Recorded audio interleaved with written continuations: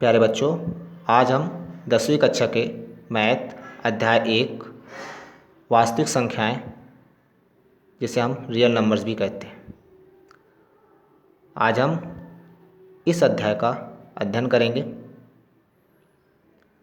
इससे पहले हम कुछ महत्वपूर्ण संख्याओं के बारे में समझते हैं जो पिछली कक्षाओं में हम लोग पढ़ चुके हैं।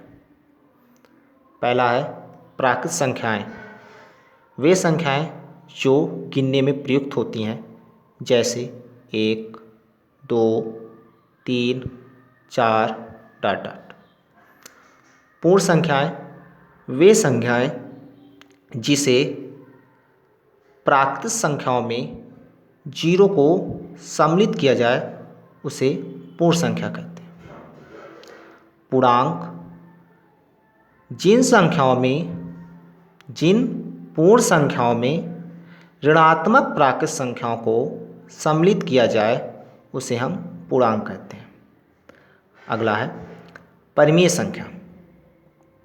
जिन संख्याओं को p/q के रूप में लिख सकें, जहां q का मान 0 नहीं होना चाहिए, जैसे 3/4, -2/5 आदि संख्याओं को p/q के रूप में लिख सकें, उसे हम परिमेय संख्या कहते हैं। अपरिमेय संख्या जिसे p/q के रूप में ना लिख सकें उसे हम अपरिमेय संख्या कहते हैं, जैसे √2, √5, पाई आदि। आगे है वास्तविक संख्याएं।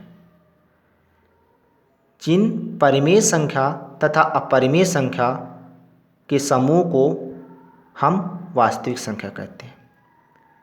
ये हम लोग पिछली कक्षा में पढ़ चुके थे। आगे बात करते हैं यूक्लिड विभाजन प्रमेयिका। प्रमेयिका का अर्थ होता है जिसका प्रयोग अन्य कथनों को सिद्ध करने के लिए किया जाता है, उसे हम प्रमेयिका कहते हैं। यूक्लिड विभाजन प्रमेयिका, यहाँ हम लोग इसको हल करने के लिए सबसे पहले दो धनात्मक पूर्णांक ले लेते हैं, जैसे 11, 4। इन दोनों संख्याओं में 11 संख्या बड़ी है, तो हम लोग 11 में 4 से भाग दिलाएंगे। 2 बार जाएगा, 4 दूना 8। इसको अब हम लोग ऐसे लिख सकते हैं, 11 हमारा एक भाज्य हो गया, जो 4 हमारा भाजक है और 2 हमारा भागफल है और प्लस हमारा 3 शेषफल है। अर्थात यूक्लिड विभाजन प्रमेयिका ये कहलाती है कि भाज्य बराबर भाजक गुणे भागफल प्लस शेषफल, अर्थात भाज्य बराबर भाजक गुणे भागफल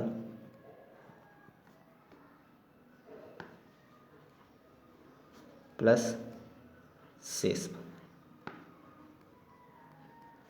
ये हमारी यूक्लिड विभाजन प्रमेयिका है। यहाँ देखें, यूक्लिड विभाजन प्रमेयिका के अनुसार अगर देखें तो हमारा शेषफल 3 है, जो जीरो से क्या है, बड़ा है, और शेषफल 0 भी हो सकता है और 0 से बड़ा भी हो सकता है। 0 से बड़ा हमारा शेषफल कितना आया, 3, और जो हमारा शेषफल है वो हमारे भाजक से क्या है, छोटा है। ये हमारी यूक्लिड विभाजन प्रमेयिका की शर्त है, यानी 0 के बराबर भी हो सकता है और 0 से बड़ी भी हो सकती संख्या, लेकिन भाजक से हमेशा शेषफल छोटा रहेगा। अगर हम लोग यहाँ कोई धनात्मक पूर्णांक a तथा b ले लें, जिसमें ये कहें a बड़ा है b से और दो पूर्णांक, तब a को हम b से भाग दिलाएंगे, जहाँ हमारा भागफल q है और r हमारा शेषफल। इस शर्त के अनुसार हम ये देखेंगे कि भाज्य बराबर भाजक गुणे भागफल प्लस शेषफल, ये हमारी यूक्लिड विभाजन प्रमेय की शर्त हो जाएगी। यूक्लिड विभाजन प्रमेय के अनुसार अगर देखें तो r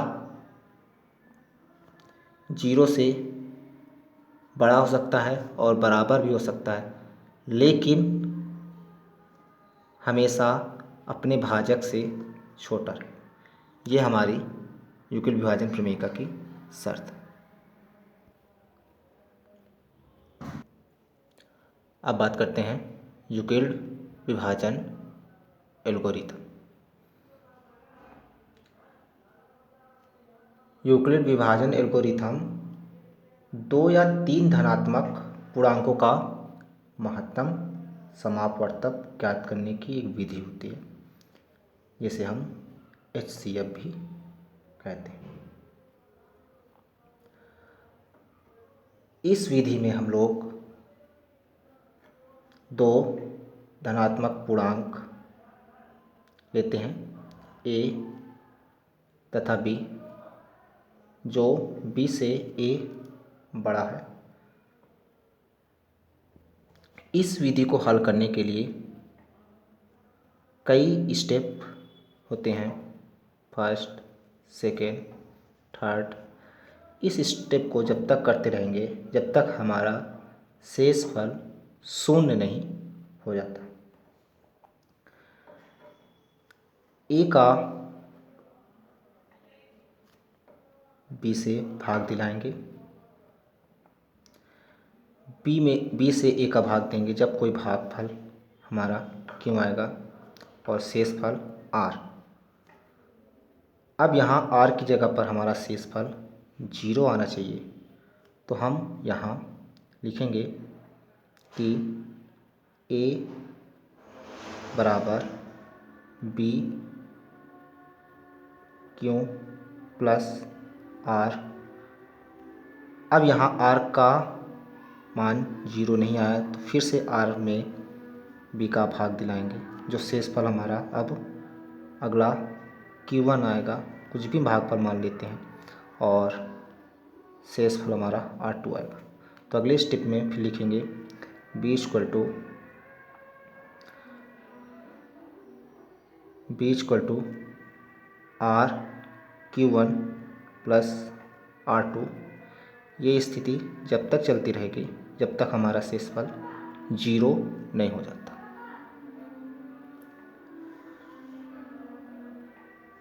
ये स्थिति को जब तक हम लागू करेंगे जब तक हमारा शेषफल 0 नहीं हो जाता है, और जैसे ही 0 हो जाएगा वो हमारा a तथा b का HCF होगा।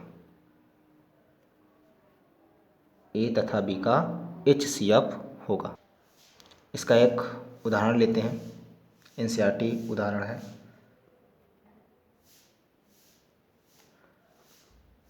(1620) और 1725। इसको हम यूक्लिड विभाजन एल्गोरिथम से हल करेंगे। 1620 और 1725 में हमारी 1725 बड़ी है संख्या 1620 से, तो हम 1725 में 1620 से भाग दिलाएंगे, तो ये एक बार जाएगा 1620, और इसका शेषफल 2 में से 2 जाएंगे 0, और 7 में से 6 जाएंगे 1। ये हमारा 105 आया शेषफल। तो हम फर्स्ट स्टेप में इसको लिखेंगे कि 1725 बराबर 1620 गुणे 1 और प्लस 105 और जहाँ आर का मान 0 नहीं। फिर हम 105 का भाग 1620 में देंगे तो ये हम यहाँ देखेंगे कि कितने बार हमारा जाएगा। तो ये एक बार पहले ले जाएंगे 105 बार, 2 में से 5 जाएंगे 7, ये इसे लेंगे उधार तो ये 12 में से 5 जाएंगे 7, यहाँ बचेगा 5 में से 0 जाएंगे 5 और 0 उतारेंगे तो ये हमारा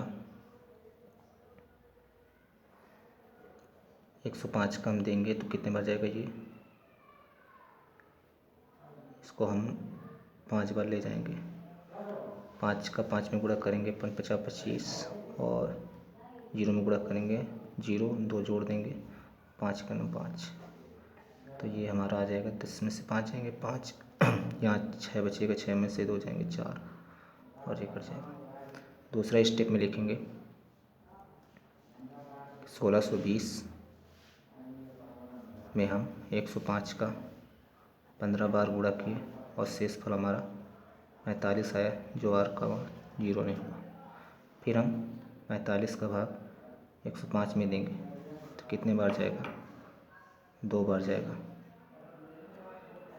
45 दूनी 90, 5 1। तीसरे स्टेप में भी यही चीज़ लिखेंगे जो हम 105 बराबर 45 गुणे 2 और प्लस 15, आर का मान 0 नहीं हुआ। अब 15 का हम 45 में भाग दिलाएंगे जो 3 बार जाएगा, 15 3 45 और ये 0 आ गया तो यहाँ चौथी स्टेप में लिखेंगे 45 बराबर 15 गुणे 3 प्लस 0, ये लिखेंगे आर बराबर 0। तो यहाँ चौथे स्टेप में हमारा शेषफल 0 आया तो यहाँ लिखेंगे कि अतः 1620, 1725 का मासा 15 होगा। ये हम इस तरह इसको हल करेंगे। अगले क्लास में हम लोग प्रश्नावली 1.1 के सवालों को हल करेंगे।